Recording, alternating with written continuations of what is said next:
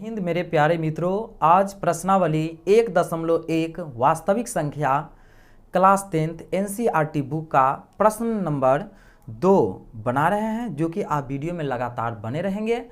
और इस प्रश्न को काफ़ी आसान विधि में बना रहे हैं, जो कि आप वीडियो को देखिए कैसे बनाते हैं। सबसे पहले यहाँ क्या कहा कि दर्शाइए कि कोई भी धनात्मक विषम पूर्णांक 6q + 1 या 6q + 3 या 6q + 5 के रूप में होता है जहाँ q कोई पूर्णांक है। ठीक है, इसको एकलिट विभाजन से बनाना पड़ेगा। ठीक है, तो यहाँ a बराबर bq + r, जहाँ 0 बराबर r बड़ा b है। ठीक है, इस फार्मूला को क्या करना पड़ेगा, सूत्र को हमको यूज करना पड़ेगा। तो अब यहाँ पर देखेंगे कि कैसे हम बनाते हैं। तो सबसे पहले यहाँ हल लिख लेते हैं। ठीक है, हल लिखने के बाद यहाँ पर क्या कहा कि कोई भी धनात्मक विषम पूर्णांक, अब पता नहीं है कि क्या विषम धनात्मक पूर्णांक है, तो यहाँ पर मान लेना पड़ेगा कि माना कि विषम पूर्णांक, ठीक है, विषम पूर्णांक a है। ठीक है, इस प्रकार से हम यहाँ पर मान लिए।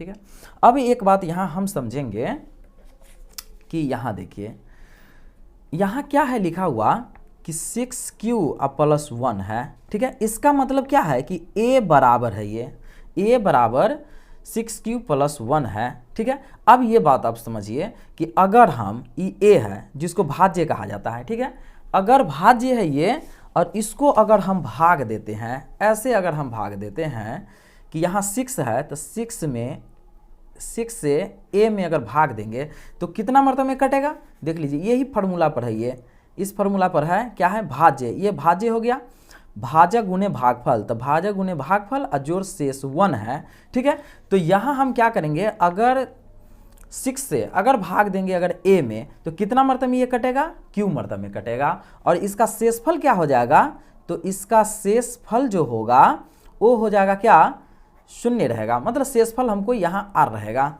ठीक है, तो आपको एक बात पता है कि अगर हम किसी संख्या को किसी से भाग देते हैं और शेष जब भी बचता है ना, तो क्या होता है ना, यहाँ पर भाजक जो है, क्या है, भाजक से कभी भी शेष क्या होता है, तो कम ही रहता है। ठीक है, तो इस प्रकार से अगर हम देखेंगे तो r का वैल्यू कितना कितना हो सकता है, तो 0 हो सकता है, 1 हो सकता है, 2 हो सकता है, 3 हो सकता है, 4 हो सकता है और 5 हो सकता है, इतना ही हो सकता है। ठीक है, क्योंकि 6 से कभी भी इससे क्या होगा, इस शेषफल कभी भी कम ही रहेगा। तो यहाँ 6 है तो 6 से कम क्या हो सकता है, तो 0, 1, 2, 3, 4, 5, ये हमको हो सकता है कम। ठीक है, तो अब इसको देखेंगे कि हम कैसे बनाते हैं। तो अब यहाँ क्या लिखना पड़ेगा, और भाजक 6 है। ठीक है, ऐसे लिख लेंगे। तो अब लिखेंगे, इसीलिए यूक्लिड विभाजन भाजक प्रमेयिका, ठीक है, प्रमेयिका से।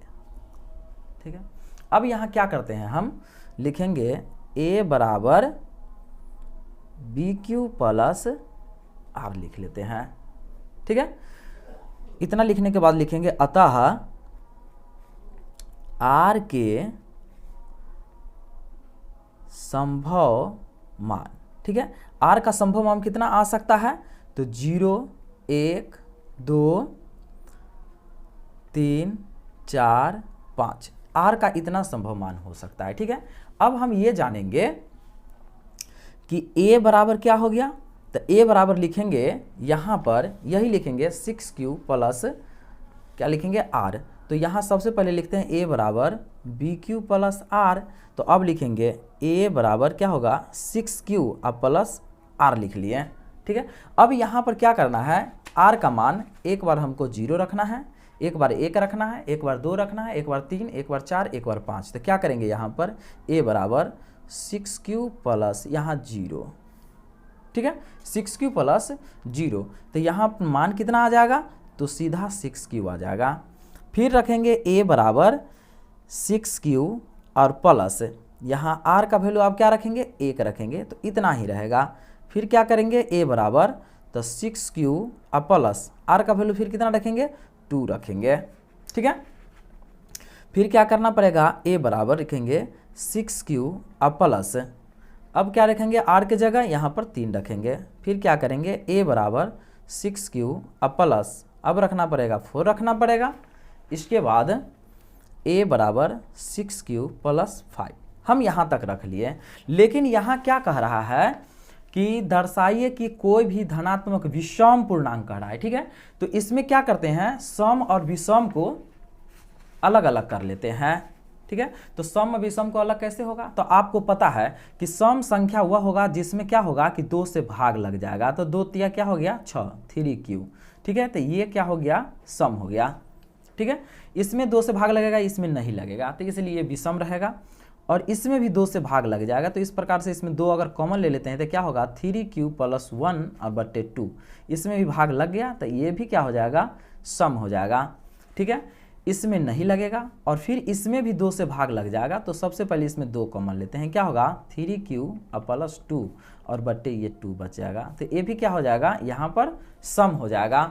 और ये क्या हो गया विषम, ठीक है। तो यहाँ विषम क्या बच गया देखिए 1 2 और 3, यही तो हमको लाना था 6q plus 1 6q plus 1 6q plus 3 6q plus 5, ये तो आ गया ना। तो अब हम यहाँ लिख लेंगे, क्या लिखेंगे अतः 6q plus 1 6q plus 3 6q plus 5 एक विषम पूर्णांक है। दोस्तों आप लोग को अगर वीडियो अच्छा लगा तो प्लीज़ चैनल को सब्सक्राइब कर लेंगे और अधिक से अधिक अपने मित्रों के पास क्या कर देंगे तो इसे शेयर कर देंगे। धन्यवाद।